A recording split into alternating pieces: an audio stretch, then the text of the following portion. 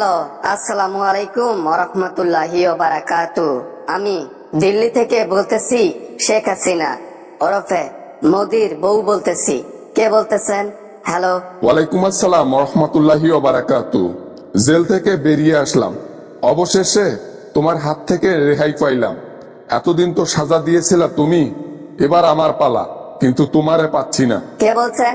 আমি আসলে বুঝতে পারলাম না। আমার পালা মানে? আমাকে আপনি কি করবেন? হ্যালো, কে বলছেন?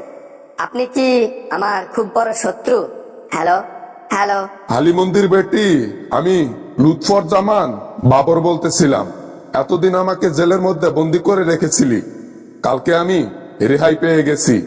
এখন আমি একদম স্বাধীন, বুঝছিস কি বলছি? 10 ট্রাক অস্ত্র সহ তোমাকে ধরা হয়েছিল আমি ক্ষমতায় থাকা অবস্থায়, আর আজকে তুমি রেহাই পেয়ে গেলা।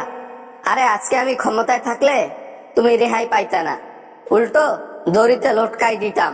বারবার এগুলা বলে রাগ তুলাবি না, তাহলে ইন্ডিয়াতে গিয়ে তোকে তুলে আনবো, এনে বাংলাদেশের মানুষের হাতে তুলে দেব। যেভাবে মানুষ ব্রয়লার মাংস খায়, ঠিক ওইভাবে তোকে মানুষ খেয়ে ফেলবে। বল, যাব কি? আমার কাছে আমার মোদি আছে, আমার মোদি স্বামী আছে, ও আমার জন্য সবকিছু করবে। তুমি একলা আমাকে কিচ্ছু করতে পারবা না, এজন্য আমার কোনো ভয় নেই। কিচ্ছু করতে পারবা না। ইন্ডিয়াতে আসো, দেখি কার জোর কত দূর। সেভেন সিস্টার এখনো আব্বা আব্বা বলে ডাকে। আরে পথ ছেড়ে দিয়েছি, কিন্তু কাজ ছেড়ে দেই নাই। অভিজ্ঞতা কিন্তু আছে। হ্যাঁ, বুঝে নিস, একদিন তোকে আমার হাতে পড়তেই হবে, মনে রাখিস। স্বাধীনভাবে বেড়াইছো ভালো কথা, তুমি জীবন উদযাপন করো, জীবনকে সুন্দরভাবে সাজাও। আমাকে এরকম করে কথা শোনাচ্ছ কেন? হ্যাঁ, ভালো হয়েছে বাড়াইছো, ভালো হয়েছে। আমি কি বাংলাদেশে আরো যাব যে কিছু করতে পারবা আমার? বাংলাদেশে তোকে আজকেও আসতে হবে, কালকে হলেও আসতে হবে। একদিন তোকে বাংলাদেশে আসতেই হবে। সেই দিন তোর মাপ হবে না ইনশাআল্লাহ। জনগণও মাপ করবে না, আমরা তো আরো মাপ করব না।